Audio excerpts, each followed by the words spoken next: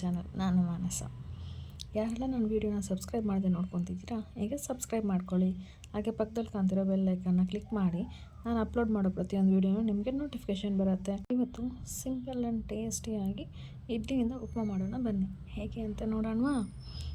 First stove on ಮಾಡ್ಕೊಳ್ಳಿ. ಒಂದು ಬಾಣಲಿ ಇಟ್ಕೊಂಡು ಅದರಲ್ಲಿ ಸ್ವಲ್ಪ ಎಣ್ಣೆ ಹಾಕಿ, ಎಣ್ಣೆ ಕಾದ್ಮೇಲೆ ಸಾಸಿವೆ ಹಾಕಿ, ಸಾಸಿವೆ ಸಿಡಿತಾ ಇದ್ದಂಗೆ ಕಡಲೆಬೇಳೆಯನ್ನು ಹಾಕ್ಕೊಳ್ಳಿ. ಕಡಲೆಬೇಳೆ ಕೆಮ್ಮಣ್ಣು ಬರೋ ತನಕ ಹುರ್ಕೋಬೇಕು.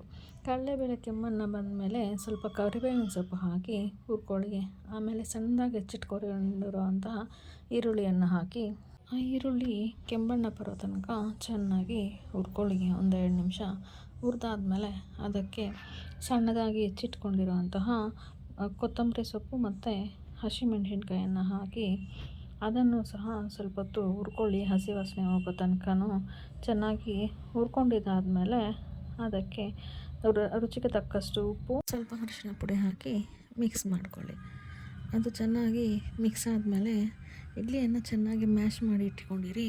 ಆ ಮ್ಯಾಶ್ ಮಾಡಿರೋ ಇಡ್ಲಿಯನ್ನು ಈ ಒಗ್ಗರಣೆಗೆ ಹಾಕಿ ಚೆನ್ನಾಗಿ ಮಿಕ್ಸ್ ಮಾಡ್ಕೊಳ್ಳಿ. ಎಲ್ಲ ಚೆನ್ನಾಗಿ ಬೆರೆಯೋ ಥರ ಮಿಕ್ಸ್ ಮಾಡ್ಕೋಬೇಕು. ಅದೆಲ್ಲ ಚೆನ್ನಾಗಿ ಬೆರೆದಾದ್ಮೇಲೆ ಸ್ವಲ್ಪ ಬಿಸಿ ಮಾಡ್ಕೊಳ್ಳಿ. ಬಿಸಿ ಬಿಸಿ ಇದ್ದಂಗೆ ಸರ್ವ್ ಮಾಡಿಕೊಂಡ್ರೆ ತಿನ್ನೋದಕ್ಕೆ ತುಂಬ ಟೇಸ್ಟಿಯಾಗಿರುತ್ತೆ. ಸಿಂಪಲ್ ಆ್ಯಂಡ್ ಟೇಸ್ಟಿಯಾದ ಇಡ್ಲಿ ಉಪ್ಮಾ ರೆಡಿ ಆಗಿದೆ. ಸಬ್ಸ್ಕ್ರೈಬ್ ಮಾಡ್ಕೊಳ್ಳಿ ಪ್ಲೀಸ್.